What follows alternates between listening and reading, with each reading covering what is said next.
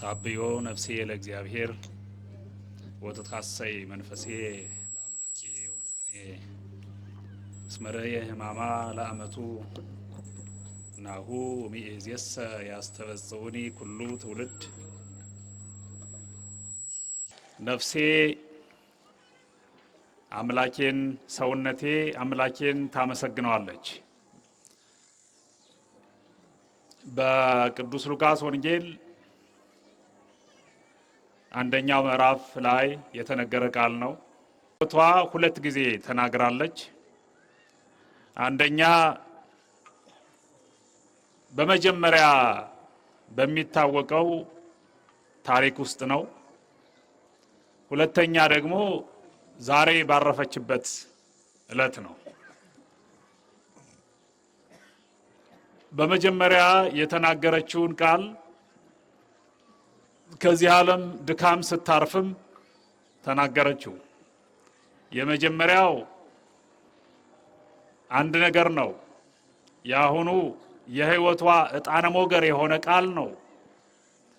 ህይወቷ በዚህ ምድር የነበረ የነፍስና የሥጋ ኑሮ ጉዳይ በሚጠናቀቅበት ዕለትም ያን ጠቃሚ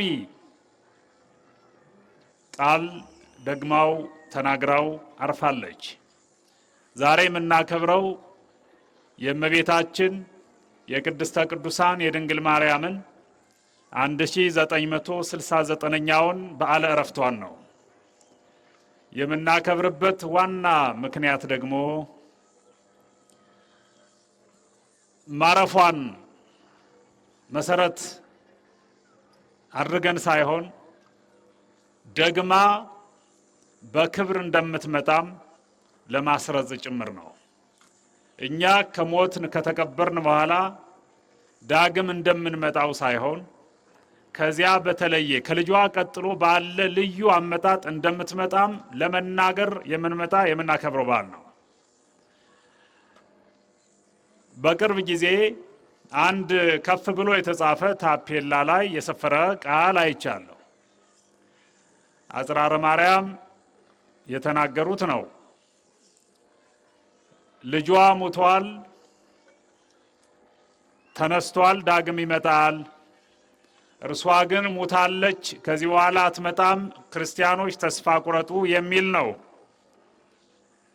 እኛ ግን መጽሐፍት ግን ቤተ ክርስቲያን ግን እንዲህ እንላለን፣ እንኳን ማርያም እኛም እንመጣለን።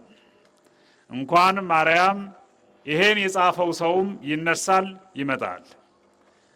ያመጣጡና ያቋቋሙ ሁኔታ ይወስነዋል እንጂ እርሷም መብርሃን ትመጣለች ከልጇ ጋራ እንደኛ ከተነሳች በኋላ እንደገና ሄዳ ሳይሆን ዛሬ በመንግስተ ሰማያት ስላለች በልዩ ትንሣኤ፣ በልዩ እርገት፣ በልዩ ስፍራ በመንግስተ ሰማያት የትኛውም ሰው ሳይኖር ብቻዋን ከልጇ ጋራ በገነት ነግሳ ያለች እመቤት ድንግል ማርያም ኋላም ለፍርድ ልጇ በሚመጣ ጊዜ አብራ ከልጇ ጋራ ከልጇ ቀጥላ ከፍጥረታት በላይ ሆና ትመጣለች።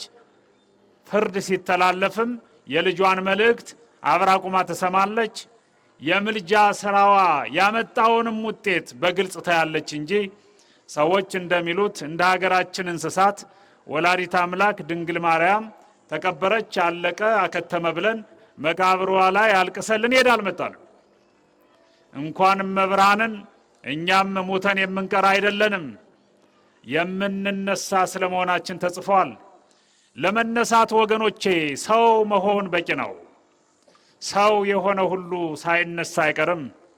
በግራና በቀኝ የመቆም ነገሩ ሌላ ሆኖ እና አንዳንዶቹ በዋና ነገሮቻችን ላይ ጣልቃ እየገቡ መንፈሳዊ ሙቀታችንን ለመቀነስ ውሃ የሚቸልሱ አይጠፉም።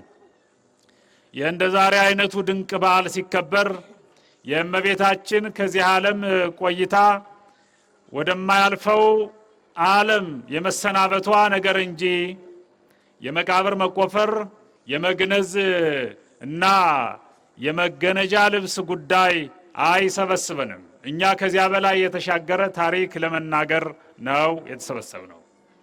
የተከበራችሁ ኦርቶዶክሳውያን የእመቤታችን የቅድስተ ቅዱሳን የድንግል ማርያም በዓለ ዕረፍት የሚከበረው በየዓመቱ ጥር 21 ነው። የተነሳችው ጥር 21 በዕለተ ሰንበት ነው። በዕለታት ቀመር ቅደም ተከተል ዛሬ እሁድ አይደለም። የሆነ ሆኖ ያረፈችበትን ብፁዕ አቡነ በርናባስ በረከታቸው ይድረሰንና ሞተች አትበል አረፈች በል ሲሉ ሰምቻለሁ። ደግሞም ትክክለኛ አገላለጽ ነው። ሞተ የሚባለው የኔ ቢጤ ኃጢአተኛ ነው። እመብርሃንማ አረፈች እንጂ ሌላ ምን እንላታለ? ሊገልጽ የሚችልም የእርሷን ሁኔታ እረፍት የሚለው ነው። ከዚህ ዓለም ከአሳዳጁም ከክፋቱም ከኃጢአተኛው ዓለምና ዓለማዊ መካከል ኃጢአት ሳትሰራ ከኃጢአት ስትሰደድ ኃጢአተኞችም ሲያሰድዷት ኃጢአት ሳያገኛት አሳዳጆችም ሳያገኟት እግዚአብሔር በፈለገና በፈቀደ ጊዜ ዛሬ በልጇ ፈቃድ በእርሷም ፈቃድ ጭምር እንደምታርፍ ልጇ ሲነግራት ይሁን ብለህ ነው ካልክማ ብላ የመከራከር የመነጋገር የመወያየት እድል ያላት እመብርሃን ብቻ ናት። እኛ እያንዳንዳችን ሞት ሲመጣ የመምጫ መንገዱን አናውቀው፣ መንገድ ላይ መጠራት ነው የኛ ድርሻ። እመብርሃን ግን እንደምታርፍ ወደ እርሱ ሊወስዳት እንደፈለገ ነግሯት በሞት አማካኝነት ወደ እርሱ የመሄድ ነገር በእርሱም እንደሆነ ተማምነው ነው የወሰዳት። እንዴት እንደሚያከብራት እናቱን በእውነት አዎ፣ ለእናቱ ያለውን ክብር ተረዱ ወገኖቼ። ለእናቱ ያለውን ቦታ ተመልከቱ። እናቱን የማያከብር ጌታ የለም እና በእርሷን ፈቃድ ስል መለኮታዊ ፈቃድ የሚለውን ሳያካትት ማለት ነው። የእናትነት ፈቃድ እርሷ በዚህ ምድር የአምላክ እናት ብቻ፣ አንድ ሴት ብቻ። እርሱም አንዲት እናት አለች፣ አንድ አምላክ አለ። አንድን አምላክ የወለደች አንዲት ሴት አለች። በሰማይ አንድ አባት፣ በምድር አንድ እናት አለች። በምድር ያለችው እናት ድንግል ማርያም፣ በሰማይ ያለው አባቱ አብ ነው። አልቦቱ በሰማያት ወአብ በዲበ ምድር የሚለው ቅዱስ ያሬድ። በዚህ ምድር ያለች ወካይ ተኪ ተመሳሳይ የሌላት ብቸኛ እናት ድንግል ማርያም ብቸኛ ከምንልባቸው ምክንያቶች አንዱ የእረፍቷን ነገርም ቢሆን ለእናቱ ያለውን ክብር በሚገልጽ መንገድ በውይይት የተደረገ ሽኝት በሉት። በእውነቱ በሞት አማካኝነት ወደ ልጇ መሄድ ስላለባት ካልሆነ በስተቀር ባትሞትም ለመድኃኔ ዓለም ገዶት አይደለም። አንቺ ሰው ነሽና መሞት አለብሽ በሚል አስገዳጅነትም አይደለም። ወደ መንግስተ ሰማያት ለመግባት ዋነኛ መስፈርቱ በሞት በኩል ማለፍ ስለሆነ ብቻ ነው። አዎ፣ ይሄ መቅድም ነው። የዛሬው የተሰበሰብንበት ዋና ምክንያት እመቤታችን ቅድስተ ቅዱሳን ድንግል ማርያም 64 ዓመታት ሲቆጠሩ በዚህ ዓለም ኖራለች። ዓለማዊት ሳትሆን በዚህ ዓለም ኖራለች። ዓለማዊ ሥራ ሳትሰራ በዚህ ዓለም ኖራለች። በዓለም ከሚሰራው ኃጢአት ነፃ ሆኖ በዚህ ዓለም መኖር እንዴት ይቻላልን ሲባል ሰምታችሁ አታውቁም? በተአምሯ ሲነበብ አዎ፣ እንዴት ይቻለዋልን? ሰው ሆኖ ተፈጥሮ ኃጢአት መስራት የማይቻለው ማን ነው እኮ? እንዴት ብሎ ያደንቃታል ጸሐፊው። በኃጢአት ላይ የነበራት ብቸኛ ኃይል ኃጢአት ወደ እርሷ ሊቀርብ የማይችልበት እሳት ሆናበት። አዎ፣ እመቤታችን በተለያየ ሁኔታና በተለያየ ስፍራ 64 ዓመታት እስኪቆጠሩ ድረስ ቆይታለች። በቤተ መቅደስ ቆይታለች። ጌታን ጽንሳ በቤተ ዮሴፍ የቆየችው አለ። ከክርስቶስ ጋር በዘመነ ስብከት የኖረችው አለ። በስደት የኖረችው አለ። ከክርስቶስ መሞት በፈቃድ መሞት በኋላ በዮሐንስ ወንጌላዊ ቤት የኖረችው አለ። ደማምረን 64 ዓመት ይሆናል።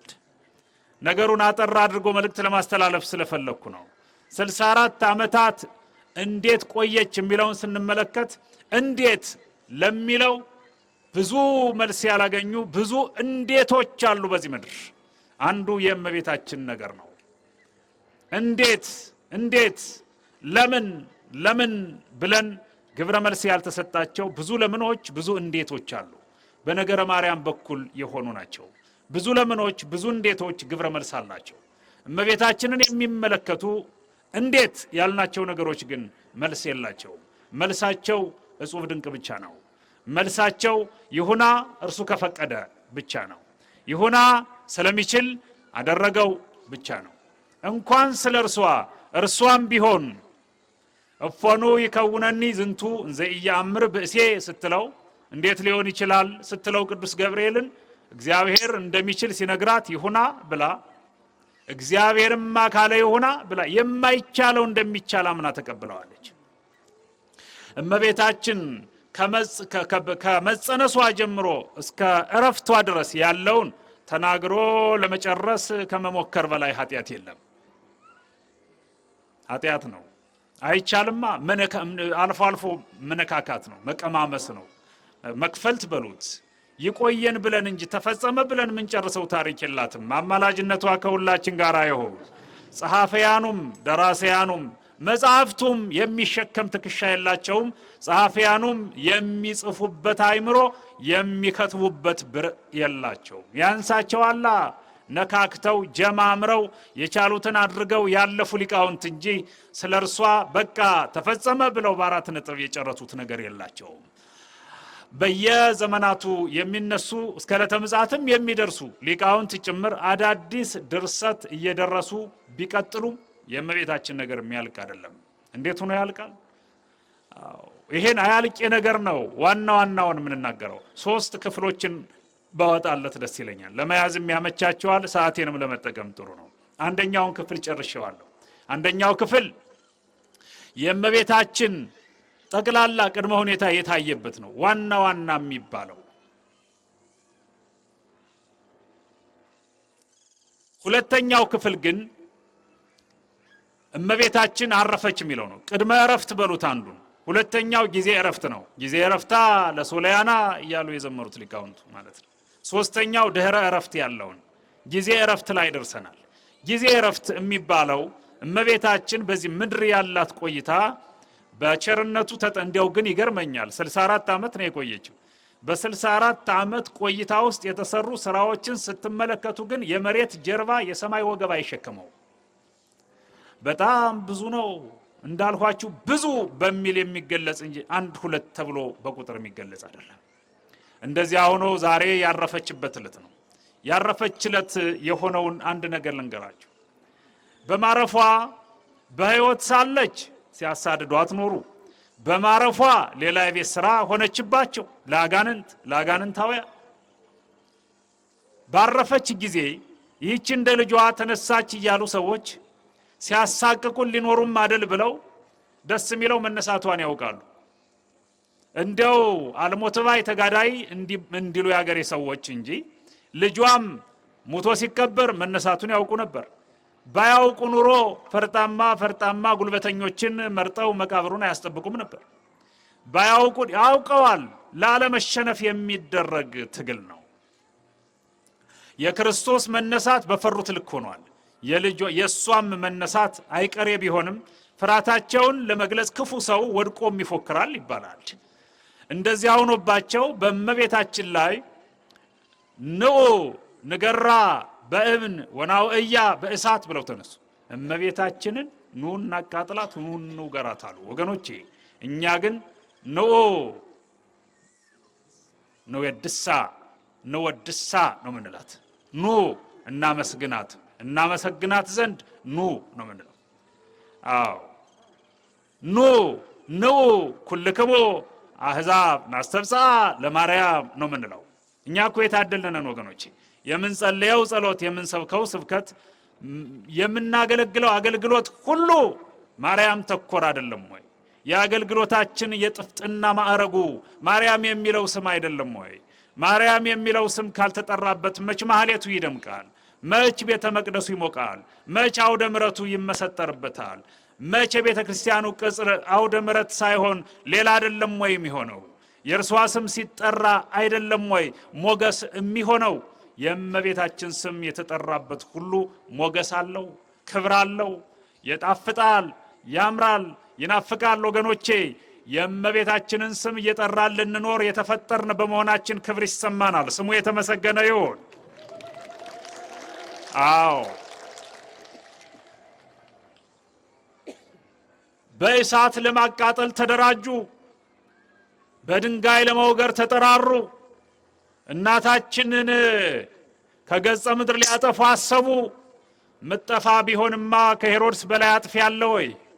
ምጠፋማ ቢሆን ኑሮ ሰይፉን የሳለ ስንትና ስንት የመግደያ ስልት የዘየደው ሄሮድስ አልሆነም፣ ማይሆነው አይሆንም። እመቤታችን በልጇ ቸርነት የሆነው ከሆነ በኋላ አስከሬን ላይ ፉከራ። አዎ ነፍሷ ከስጋዋ እንደተለየች ሰዎችም ተሸክመዋት ሊቀብሯት እየሄዱ እንደሆነ ሲያውቁ ተሰብስበው ፉከራ። ሰው እኮ የሚገርም ነው። በሞተ ሰው ላይ ይፎከራል፣ በሞተ ሰው ላይ ይሸለላል። የገዳይነት መንፈስ እኮ አያድርስ ነው ወገኖቼ። መግደል ያሰከረው ሰው አስከሬን ይደበድባል።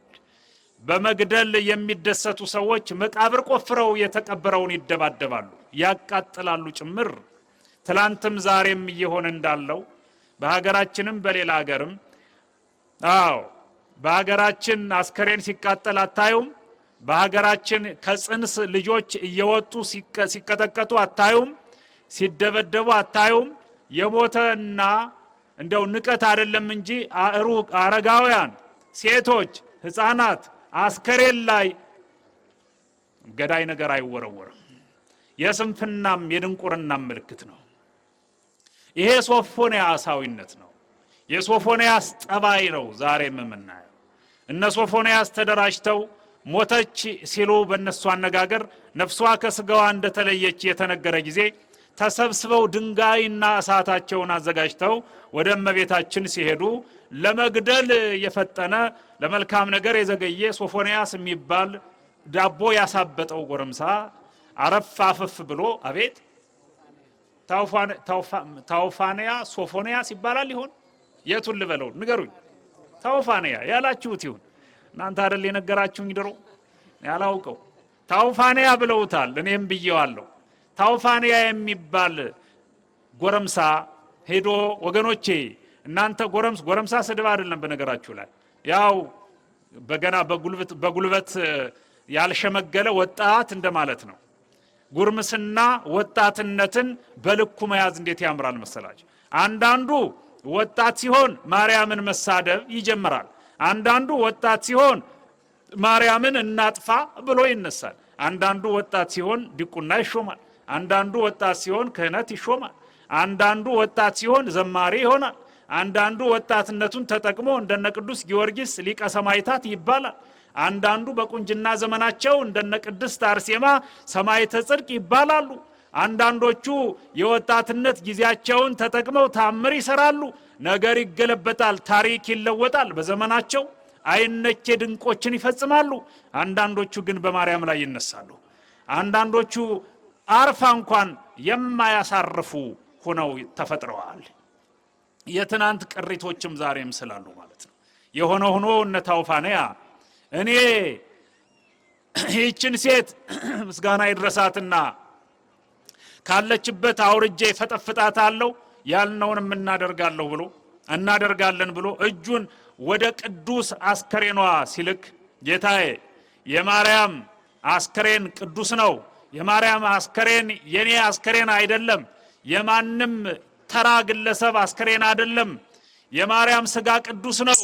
የማርያም ስጋ ዓለም የተቀደሰበት ስጋ ነው። ያንን ቅዱስ ስጋ ያንን ክቡር አስከሬን የማንም ተራጆች ሊነኩ አይችሉም። የተዘረጉ እጆች በተዘረጉበት ሳይመለሱ ቀሩ። ወጥቶ ከመቅረት ይሰውር ማለት ይሄ አይደለም። ታውፋንያ እርሱ እየተክለፈለፈ ሄዶ እጆቹን አጥቶ ተመለሰ። ሁለት እጅ ያለው ሰው ባዶ እጅ ባዶ ተቆረጣ የሰማይ መልአክ የሚጠብቃት እመቤታችን ቅድስት ድንግል ማርያምን እኮ ምን ይላታል መሰለ?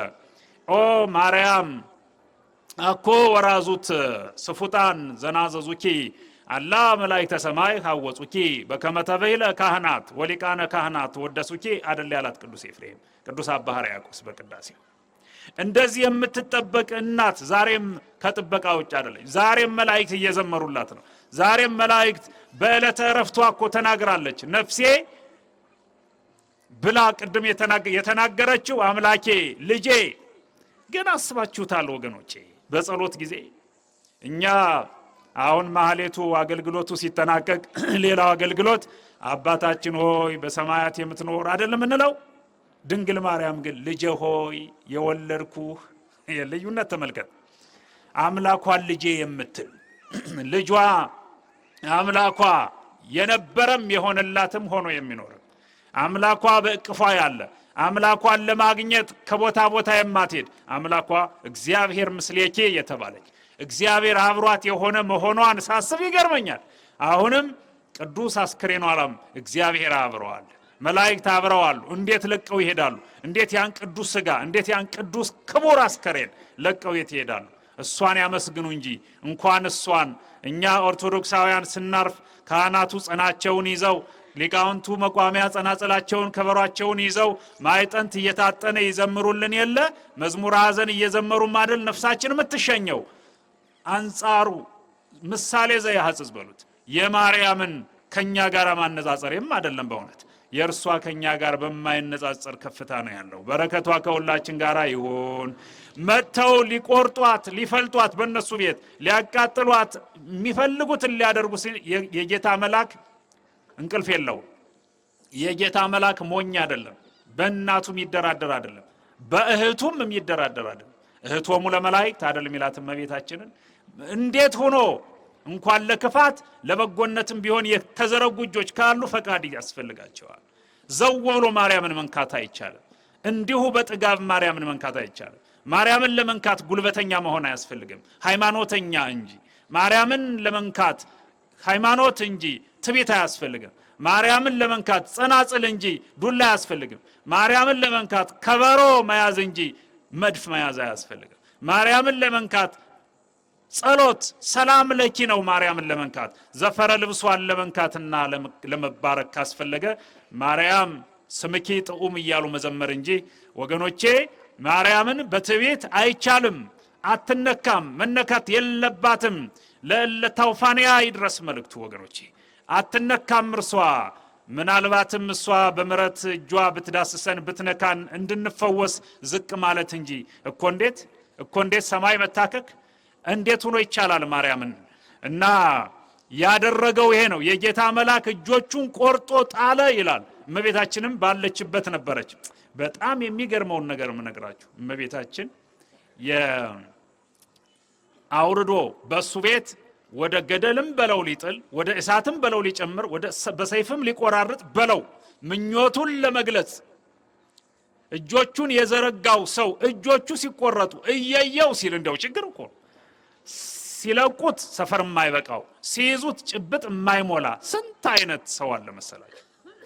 ያውም በእመቤታችን በኩል እንደው ዘንድሮ ማይክራፎኑም ነፃ ነው፣ ብዙ ነገሩ ነፃ ስለሆነ እንዲሁም ይታፈስ ስለሆነ በየአዳራሹ አንሰማው የለም።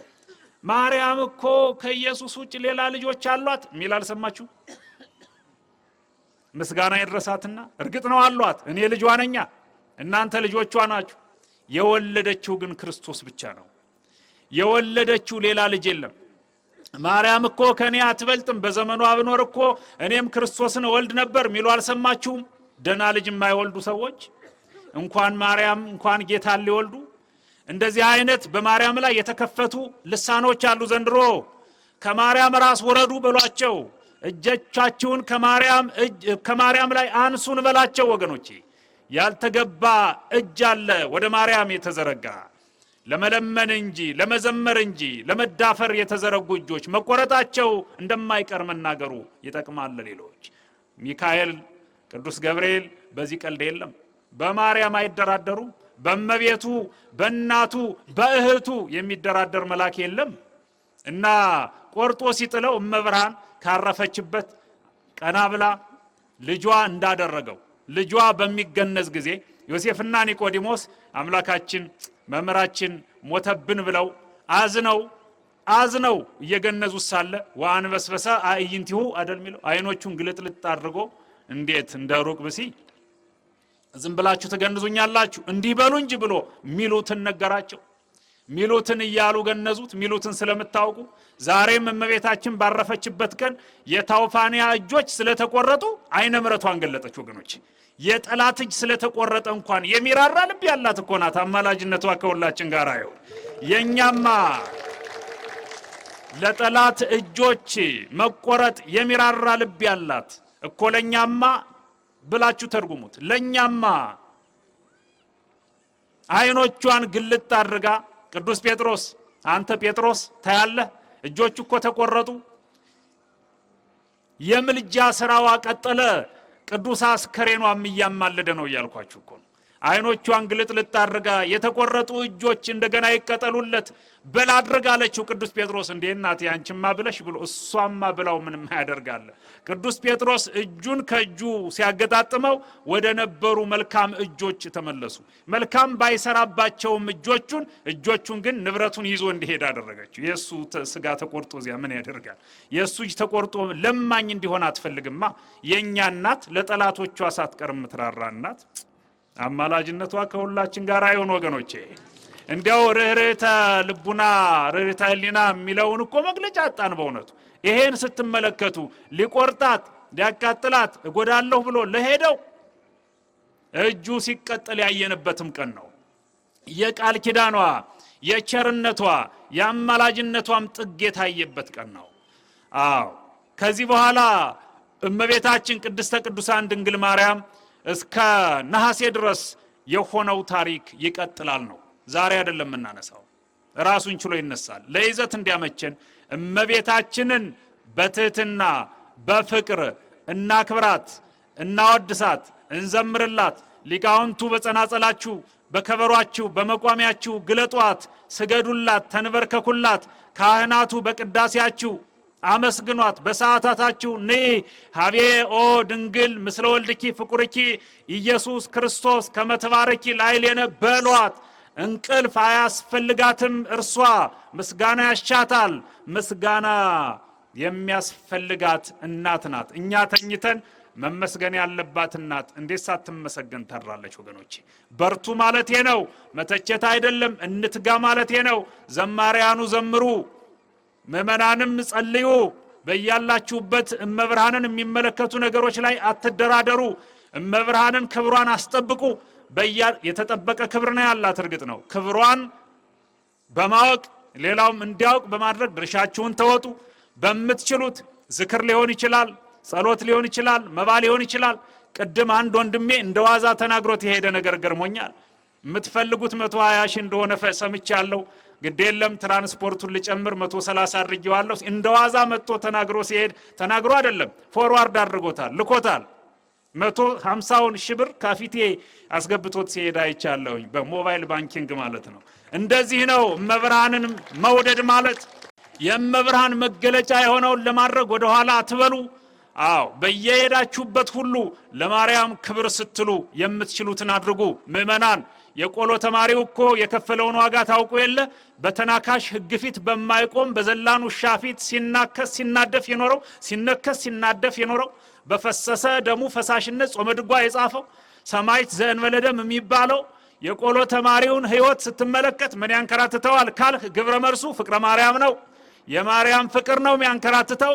ከሀገር ሀገር ገና አድጎ ሳያበቃ የእናቱ የቤተሰቡ የቀየው የጋራ የሸንተረሩ ፍቅርና ያደገበት አካባቢ ጥላ ገና ሳይጠግበው ጥሎት ወደ ሀገር የተሰደደ ከሀገር ሀገር የሚንከራተተው ማርያምን ይዞ ነው። ማርያምም ስለወደደችው ነው። ማርያምንም ስለሚወድ ነው። ሌላ ምክንያት የለውም። እንደዚህ ሆኖ በሾህ ጫማ ሳይኖረው በረሃብ ምግብ ሳይኖረው እንቅልፍ አጥቶ እንቅልፍ መተኛት የሚገባው ፍጡር እንቅልፍ ከእንቅልፍ ተከልክሎ ዛሬ ጌታዬ ሊቀ ሊቃውንት የሚባለው እነ ድጓ በጉንጩ እነ በየደረጃው ያሉት በሙሉ የመጣላቸው ይሄ ነገር ከድጓ መምህርነት ድጓ ወደ መሆን ያደጉት፣ ከቅኔ መምህርነት ቅኔ ወደ መሆን ያደጉት፣ ከቀዳሽነት ቅዳሴ ወደ መሆን ያደጉት የዘካርያስ ልጆች ካህናቱ የጎርጎሬዎስ ልጆች የአትናቴዎስ ልጆች እነ እንጦንስ የተፈጠሩት የተሰሩትም ከተፈጠሩ በኋላ በማርያም ፍቅር ላይ ነው። እንደዚህ ስለሆነ የሄዱበት የመጡበትን የከፈሉትን ዋጋ ስናስብ ምእመናን እናንተ ለማርያም ምን አድርገናል ብላችሁ እንድታስቡ ይገፋል። ከከተማ ተነስታችሁ ወደዚህ ስትመጡ መምጣታችን በቂ ነው ወይ በሉ። አዎ በቂ ነው። ነገር ግን ያልመጡ ሰዎች ደግሞ ባኔል ይሻላል ብለው የቀሩትን አስባቸዋል። ከርሞ እንዲመጡ ንገሯቸው። የእመብርሃንን ክብር አንደኛ እመብርሃንን በድፍረት መንካት ልክ አይደለም። ሁለተኛ እመቤታችንን ለሚዳፈሩ ሰዎች ታው እንድትሉልን መልእክታችን ነው። እንዲያከብሯት ምከሩልን። ልብ በርግጥ ይሄ አንዳንድ ጊዜ ይውላችሁ የምንለብሰው ልብስ ከኛ ልክክ እያለ የምንበላው ምግብ የወፍረታችን ልክ እየጨመረው ይሄ የፊት ለፊት ያለው ደረታችን ፈሰፋ እያለ ከፍ ከፍ እያለ ጎምለል ማለት ሲጀምረን ሃይማኖት ለምኔዎች በስተናል። በየከተማው አዳራሽ ዘግተው የሚጨፍሩ ሰዎች ይሄ ነው ምልክታቸው። እስኪ እንደው በሞቴ እነ ጩፋን ስታዩዋቸው እነ እዩ ጩፋ ነው የሚባለው ነብይ ነው አሉ። ደግሞ ስለራሱ መተንበይ የማይችለው ተነስቶ ነብይ ነኝ ሲል ተሰማለ። እነ ትዝታው የሚባሉ ሳይመጡ የሄዱ ሰዎች እንደዚህ አይነት በማርያም ላይ የተነሱ ሰዎች ላይ ምረት የለንም። በመሰረቱ ዱላን ስተን ጦርነት ከፍተን አይደለም፣ በቃለ ወንጌል ግንባራቸውን እያልን ወደ ቤተ ክርስቲያን የመመለሳችን ነገር የማይቀር ይሆናል። እሱ ምንም ድርድር የለው። ይሄ ጦርነት ውስጥ ነው ያለ ነው። ጦርነታችን እኛ ከብረታ ብረት ጋር የተያያዘ አይደለም። እመብርሃንን አትንኩብን ነው ታው ነው። መጨረሻ ላይ ግን ሰይፍ የመዘዘ መልአክ ከፊቱ ስለቆመ ችግር የለው እና የለበሱት ሱፍ እየሰፋቸው እነሱ እየቀጠኑ ሽምግልና እየመጣ ማስተዋል እየመጣ እንዲያው በ20 በ30 ዓመት ያሉትም ወደ 40 ወደ 50 ዓመት እየሄደ እየተጨመረ ከፍ እያሉ ሲሄዱ ተሳስቼ ነበር በወቅቱም የፈለኩት ገንዘብ ስለነበር እያሉ እየተሰበሰቡ ንስሐ እየገቡ የሚመጡትን ሰዎች የምንሰበስብበት አዳራሽ እንዳይጠበን እፈራለሁ። ሄደው ያለቁ እንዳይመስላችሁ እንደሚመጡ እርግጠኛ ሆኜ እነግራችኋለሁ። ስንቱ ጴንጤነኛ አለ ዛሬ ወደኛ እየተመለሰ ነው። ስንቶቹ ያላዩት እየሄዱ ነው። ለምን? በማርያም ላይ እጃቸውን እያነሱ ነው። በማርያም ላይ እጅን ከማንሳት በላይ ሞት እንደሌለ እንድትነግሩልን ነው። የመጨረሻ የማደርገው የዛሬ እመቤታችን ደስ የተሰኘችበት ዕለት ነው። ሰው ሲያርፍ ደስ ይለዋል።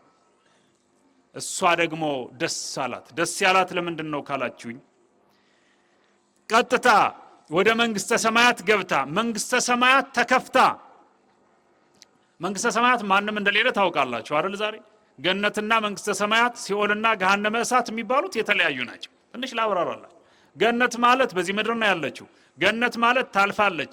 ገነት ማለት የነፍሳት መኖሪያ የቅዱሳን ነፍሳት መኖሪያ ናት። መንግስተ ሰማያት ማለት ዛሬ ገነት ማለት ዛሬ ክፍት ናት። አራት ነገሮች። መንግስተ ሰማያት ዛሬ ዝግ ናት። ከመቤታችን በስተቀር ማንም የለም። መንግስተ ሰማያት አራተኛዋ ሰማይ ናት። መንግስተ ሰማያት አታልፍም። በዚህ ምድር አይደለችም። መንግስተ ሰማያት ከዕለተ ምጽአት በኋላ ነው እኛ መንገባባት። ልዩነቱን ነው እየነገርኳችሁ። ገነት የገባ ሰው በቀጥታ መንግስተ ሰማያት ይገባል። ገነት የነበሩ ነፍሳት መቃብር ውስጥ ካሉ አጽሞቻቸው ጋር ተዋህደው ተነስተው ነው በስጋ ነው የሚገባው። ገነት በነፍስ ነው። መንግስተ ሰማያት ግን እንዳሁኑ ነው የምንገባው ወገኖቼ። ከማሁ ያስተጋብክሙ የሚለው እኮ ቅዳሴ ላይ ወደ መንግስተ ሰማያት ያለውን ከማሁ ማለት እንዲሁ ስጋ እንደለበሳችሁ እንዳማረባችሁ ነጫጭ ለብሳችሁ የዘንባባ ዝንጣፊ ይዛችሁ ማለትም አይደል። በመንግስተ ሰማያት ያገናኘን መድኃኔዓለም። ልዩነቱ በዚህ ልክ ነው። ገነት የምትባለዋ ዓለም በሚያልፍ ክርስቶስ በሚመጣ ጊዜ ታልፋለች ማለት መንግስተ ሰማያት በገነት ትተካለች ማለት ነው። እኛ አልገለጥልን ብላ እኮ ነው እንጂ ገነት በዚህ ምድር ናት። ጌታም ተናግሯል። ነያ ማእከሌክሙ አይደል ያለው? መንግስተ ሰማያት ሊያስገባ የሚችል ስራ ስሩ እንጂ መንግስተ ሰማያት እንደገባችሁ ቁጠሩት። በሌላ በኩል ገነትም ቢሆን እዚህ እናንተ መካከል ናት እና አንዳንዱ ሲጽፍ ሲፈላሰፍ አየዋል። ገነት እዚህ ባህር ዳር አካባቢ ናት ይልልሃል ተነስቶ። ባህር ዳር ብትሆን፣ ጎንደር ብትሆን፣ ትግራይ ብትሆን፣ ኦሮሚያ ብትሆን እኔ ቤተ መንግስት አይደለች እሷ የፖለቲካ ፓርቲ መስሪያ ቤት አይደለች። የትስ ብትሆን ምን አገባኝ እኔ። ገነት የሚያስገባ ስራ እንስራ እንጂ ገነት የት ናት በሚል ጊዜ አታጥፉ። ገነት ያለችበትን ቦታ ማወቅ ሳይሆን የሚያጸድቀው ገነት የሚያስገባ ስራ መስራት ነው። የታሪክ ተመራማሪዎች ቀጥሉበት። ትክክለኛውን ስራ እየያዛችሁ መነሻችሁን ትክክለኛ በማድረግ ማጥናት ትችላላችሁ፣ አይከለከልም። የገነት ከአባይ ጋር ተያያዥነት አላት ብዬ እኔም እንደው ሞክራለሁ አልፎ አልፎ። አባ እዚህ አራቱ ወንዞች ከገነት ነው የሚመነጩ ስለሚባል ወደዚህ ወደ ግሽ አባይ አካባቢ ትኖር ይሆን ብዬ አሰብኩ የሆነ ጊዜ። ትኖራለች፣ መጽሐፍ ነው እንደዚህ ያለን፣ እኔ አይደለሁ። እና ሞክሬ እኔ የትስ ብትሆን እኔስ ቤት ብትሆን መልካም ካልሰራው አልገባ ብዬ ተውሁት። አሁን የቦታ ፍለጋ ጉዳይ አይደለም፣ የሚያገባን መልካም መስራት ነው። የመብራን አማላጅነት የእግዚአብሔር ቸርነት አይለየን። በእውነቱ ዛሬ እንግዲህ የመንበረ መንግስት ቤዛዊት ማርያም የሥራ ባልደረቦቼ የመጀመሪያዎቹ ጋር አብሬ ያከበርኩ ነው። በጣም ደስ ብሎኛል። ለመላከ ሳይልም የመጀመሪያዎቹ አለቆቼ ነበሩ እና ሌሎቹም አብረው እናንተም ምእመናን የዚህ መንበረ መንግስት ቤዛዊትና አካባቢው ያሳደጋችሁኝ በእውነቱ የዛሬ 20 ዓመት ማለት ነው። ከ20 ዓመት በኋላም ዛሬ እዚህ ስላለው በብዙ የማያሳልፉ ነገሮች መካከል እያሳለፈ ስላገናኘን መድኃኔዓለምን አመስግኑልኝ በእውነቱ። እና መንበረ መንግስት ቤዛዊት ማርያም ጊዜው ስላልደረሰ ካልሆነ በስተቀር የክልላችን የከተማችን ሳይሆን የሀገራችን መናገሻ የታሪክ አምባ ያልተነገረ ያልተዘመረላት ማንም ገና በአይነ ምሕረት ዞር ብሎ ያላያት እንኳን አዲስ መስራት ያለውን ማስቀጠል ያልተቻለባት ልዩና ድንቅ መንበረ መንግስት ትክክለኛው ስሟ ገና አልተተረጎመም። ገና እያየን ያለነው ነገር ወደዚህ ያመላክታል። ቤተ መንግስቱ እዚህ ነው፣ ስርዓተ መንግስቱ እዚህ ነው። እዚህ ነው ማለት ማርያም ሰፈር ነው ማለት ነው። እኔ አሁን ፖለቲካ እንዳታደርጉት። እኔ ፖለቲካል ሳይንስ ባለሙያ አይደለሁም፣ ፖለቲካ አላውቅም። አረ ፖለቲካ ነው የተናገረው ካላችሁ ጉዳያችሁ፣ እኔ ያልተማርኩትን አልናገር። ቤተ መንግስቱ ግን እዚህ ነው። እመቤታችን ድንግል ማርያም እዚያ ታቦቱ ገብቶ ይታጠን ነበር አይደለም? ቤተ መቅደስ እኮ ነው ይሄ ቤተ መንግስቱ። የአፄ ኃይለ ሥላሴው ቤተ መንግስት ትደናበራላችሁ አይደል? እንደዚህ ደንገጥ የምትሉት ነገር አለ። እንደዚያ እኮ ነው። ቤተ መቅደስ ነው ነበረ፣ አሁንም ሊሆን ይችላል። አሁንም እንደ ቤተ መቅደስ ከብሮ ሊኖር የሚችልበት ሩቅ ላይሆን ይችላል። ቦታው ልዩ ነው። በየወሩ ነው እዚህ። እውነቴን ነው። የከተማው ኦርቶዶክሳዊ አቤት አባቴ ታወተ እንደው እየፈራን ነው እንዳተድብን ብለን ህዳስ ሊሆን ይችላል። እዚያም እኮ የዚያውና ትባርከናለች እና መብራን እዚያም አለች እዚህም አለች። እዚህ ሆነንም እዚያ ሆነንም እና ከተማ ያላችሁ ወደዚህ የመጣችሁ አጋጣሚ ዛሬ በየአቅራቢያችሁ አጥቢያዎች ያሏችሁ በሙሉ እንደው ግድ የለም በልዩነት ወደዚህ ነው። ትጠቀሙበታላችሁ፣ ትባረኩበታላችሁ። ቦታው ልዩ ነው። እኔ የተለየ አድሎ የተለየ ማይሆን ድጋፍ መስጠት አልወድም። ያመንኩበትን ከመናገር ግን ወደ ኋላ አልልም። መንበረ መንግስት ቤዛዊት ማርያም በብዙ ነገር ትለያለች። ኑና ተባረኩ ላለውኝ፣ በየወሩ በየአመቱ አትቅሩ ላለውኝ። ከዚህ በተረፈ እኔ ልናገር የፈለኩት ይሄኑ ነው። ቢበቃኝ ጥሩ ነው። ቸርነቱ አይለየን። በሰላም ዋሉ።